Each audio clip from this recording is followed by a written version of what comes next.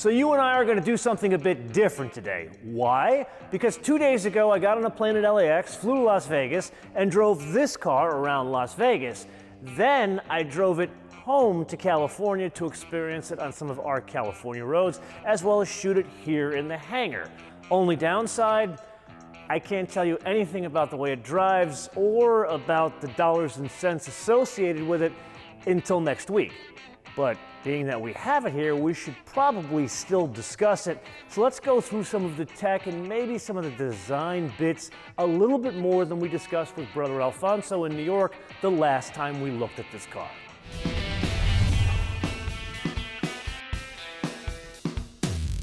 Just because we can't drive it doesn't mean we can't talk about what makes it drive, and there, no surprise, a 3-liter twin turbocharged V6. However, there are some significant changes to the output. 400 horsepower, which lends the car its name, and 350 pound-feet of torque. Along with those changes in output comes some unique, maybe almost exotic changes. Like, for example, the drive shaft in the manual is made of a carbon fiber composite, so like a carbon fiber reinforced polymer we've seen in many German cars. The idea there is to lower the overall weight of the car. We'll find this in the drive review, but this is about a 3,500 pound car, which in today's day and age is a light car.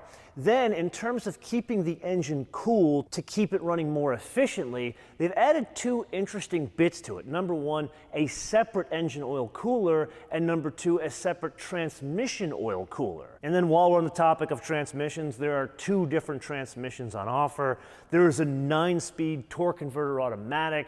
That's the new transmission that's kind of making its way through Nissan, making up for all the ills of the CVTs they've used in many of their cars. We've learned it worked out very well in a Pathfinder, but it ain't a Pathfinder. But in reality, this is a 400 horsepower car that's rear-wheel drive and is on offer in a manual transmission, so that is the car we are going to drive first. We will drive the one with the automatic in a separate episode.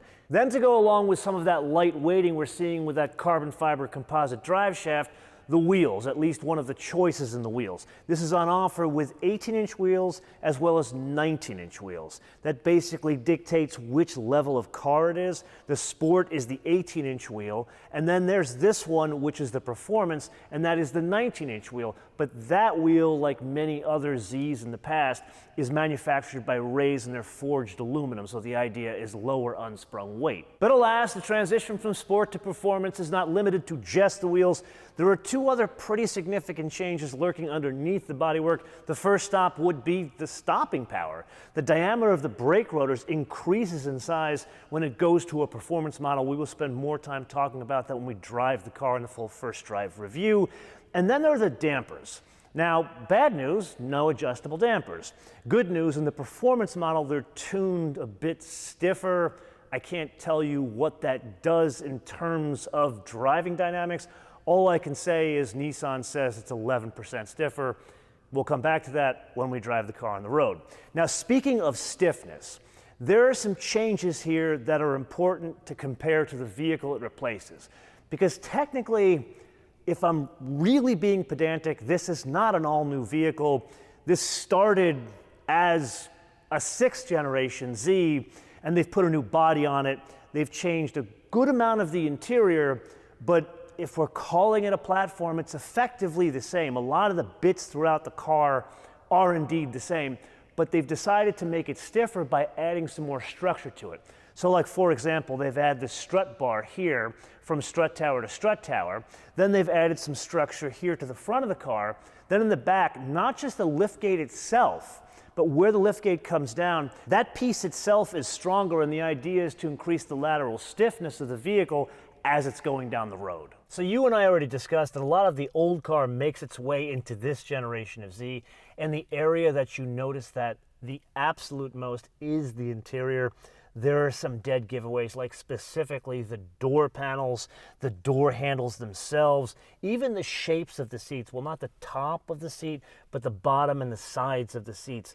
The console itself, the shifter, all of that, even down to the HVAC controllers. But then there's a significant change to the dashboard. And here, this isn't really to make it look different. Yeah, it does look different, but this idea is to incorporate some of the new UX design that we've seen in some of the other Nissans we've driven. Like, for example, the bigger screen we first saw on the Rogue has now made its way to this car. And then they've changed the screen in front of you.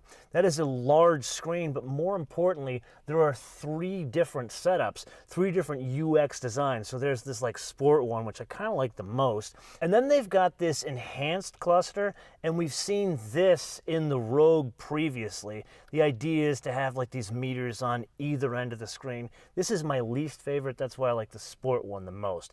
And then the absolute thing they had to keep in here are the gauges on the top of the dash. And here it's very similar to what we've seen in the past. It's just integrated differently because the biggest change in the interior is the top of the dashboard. Now, this could be considered good news or bad news depending on how you look at it. The good news is the tactile feel is what we've expected. This isn't like they're trying to come up with some new idea and trying something that's a cost-cutting measure. The idea here is, yeah, we're saving some money by using some of the details of the previous generation car that frankly wasn't broken. Now, why is that important? Well, when you have the opportunity to evolve the tactile feel on the inside of a car over a 13-year period in a car that was never intended to be expensive, and then apply that learning to the next generation of that same car, you get examples like this, where the dash top meets the glove box. Now this bit here, it's not real leather. However, it picks up the grain and the general feel of the real leather that's fitted as standard to the performance model of the 7th generation of Z. And that stands out for one reason alone. You and I have looked at a lot of sports cars over the past couple of years, cheap sports cars. Think like 25 grand, and you know which that one is, all the way up to say 58 grand. And you know which one that is. This isn't orders of magnitude better, but it is slightly better.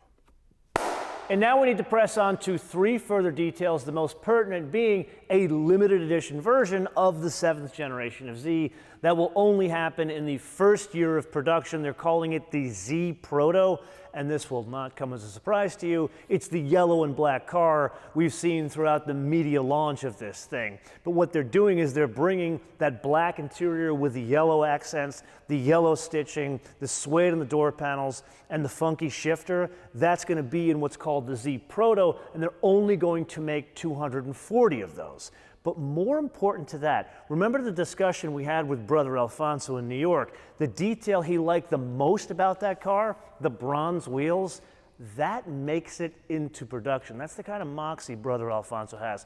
Although there's one detail that didn't make it to production. Remember those huge white letter tires that came with the bronze wheels? Sadly, that didn't happen.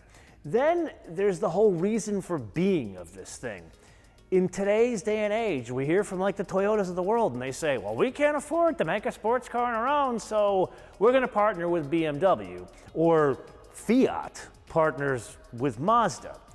These guys, I got to take my hat off to them. They got the balls to bring out their own car. Now, granted, they did this by pilfering a lot of stuff from the previous car. We could get angry at that. We could not get angry at that. We'll have to learn how it works when we drive the car next week. But overall, what they've done here is look at the market, and it's kind of different than what you'd expect. Like, number one, 75% of the sales of Zs from day one, meaning 1970, 52 years ago, 75% have sold in the US. And number two, there's kind of like a 9/11 thing happening again, at least in the US. When 9/11 happened, I basically went back to New York at that point, and most people, they kind of realized life is short. So they're like, we could have died, but we didn't. So you know what? I'm not going to put off that purchase of buying a motorcycle or buying a boat or an airplane, whatever. Well, the same thing happened during the virus. People are like, hell, we just literally went through a shitstorm, for lack of a better term. I think I want that convertible, or I think I want that sports car, and sports car sales increased 25%. One of the big reasons why this thing came to being, because it was going to be a 7th generation, then it wasn't going to be a 7th generation. Then they brought it back to life, and they killed it again. This thing, it's got more lives than a cat. Which brings us to the wish list. And here, it's about the interior, Brother Alfonso. I get it, you had to save some money, but can we make at least the dashboard look a little bit more sensual here and make it look more different than the car it replaces, especially on those door panels?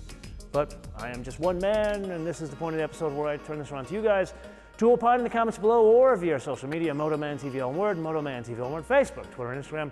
And with that, I do want to leave you with a fun part of this trip that wasn't driving the car. I got to Vegas about 10 a.m. specifically to meet a friend for lunch, and then do a cigar lounge tour of the Strip of Las Vegas. I kind of gave a review of 4 different lounges on my Instagram, so go check that out. Until I see you in the next episode, fish bait out.